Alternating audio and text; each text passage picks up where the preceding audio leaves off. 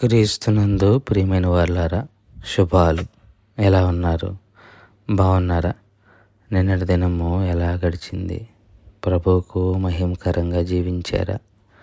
జీవించినట్లయితే ఆయనకు స్తుతులు. లేని ఎడల ఆయన మనల్ని క్షమించునుగాక. నేటి దిన ధ్యానాంశము మార్కు సువార్త 14వ అధ్యాయము 48 నుంచి 50 వచనాలు. మార్కు సువార్త 14వ అధ్యాయము 48 నుంచి 50 వచనాలు.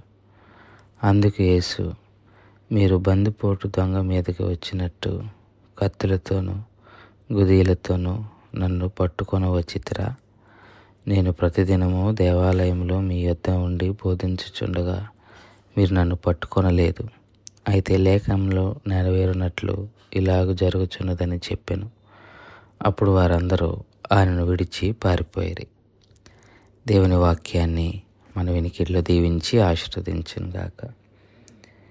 పేతురు యేసు ప్రభు వారిని పట్టుకోవటానికి వచ్చిన ప్రధాన యాజకుల శిష్యులలో ఒకడు చెవు తెగ నరికినప్పుడు యేసు ప్రభువారు పేతురును గద్దించిన తర్వాత ఆ సైనికులు, ప్రధాన యాజకుల యొక్క సైన్యాధిపతులు వాళ్ళందరూ వచ్చి యేసు ప్రభు వారిని పట్టుకోవటానికి వచ్చినప్పుడు వారిని చూచి యేసు ప్రభు వారు అంటున్న మాట, మీరు బందిపోటు దొంగ మీదకి వచ్చినట్టు కత్తులతోనూ గుదీలతోనూ నా మీదకి వచ్చితిరా? అంటే మీరు నేను దొంగను అనుకుంటున్నారా? బందిపోటును అనుకుంటున్నారా? పారిపోవటానికి నేనేమన్నా దొంగలాగా కనిపిస్తున్నానా అని ధైర్యంగా నిలబడ్డాడు. అంటే ఒక మనిషి ధైర్యంగా నిలబడి వారిని ప్రశ్నిస్తున్నాడంటే దాని అర్థము ఆయన ఏ తప్పు చేయలేదు. యేసు ప్రభు తప్పు చేయలే. ఆయన ఏ పాపము ఎరగని దేవుడు. ఏ పాపము ఆయనకు తెలీదు.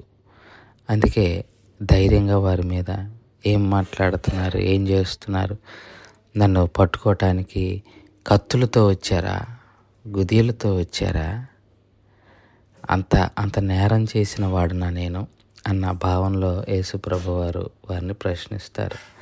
దానికి వారి దగ్గర సమాధానం లేదు. పైగా మళ్ళీ యేసయ్య అంటారు, నేను ప్రతిదినం దేవాలయంలో ఉన్నాను కదా, మీ యొద్ద నుండి బోధించుచున్నాను కదా, మీరు నన్ను పట్టుకోలేదు.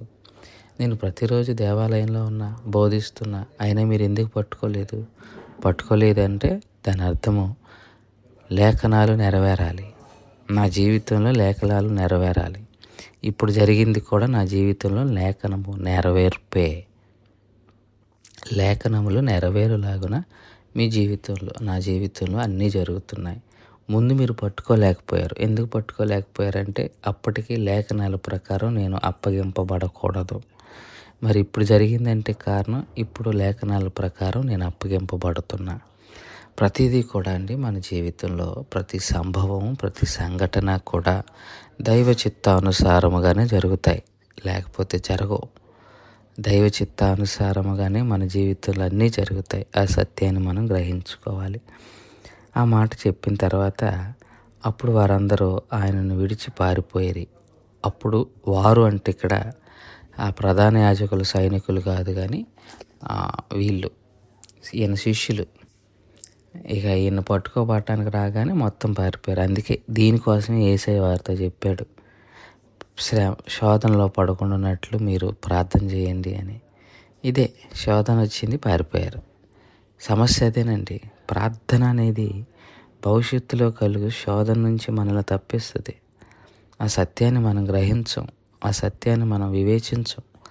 మనకున్న మిడిమిడి జ్ఞానంతో, మనకున్న మిడిమిడి ఆలోచన విధానంతో మనం అన్నిటిని తప్పించుకునే ప్రయత్నం చేస్తూ ఉంటాం. ప్రార్థన అనేది నిన్ను బలపరుస్తుంది, స్థిరపరుస్తుంది, అనేక సత్యాలలోకి నడిపిస్తుంది, ప్రభు కొరకు నిలబడేలా చేస్తుంది. ఆ సత్యాన్ని గ్రహించుకోవాలని మనం చేసుకుంటూ ఈ మాటలను ఇంతతో ముగించుకుంటున్నాను. దేవుడు దీవించి ఆశీర్వదించును గాక. ప్రార్థన చేసుకుందాం.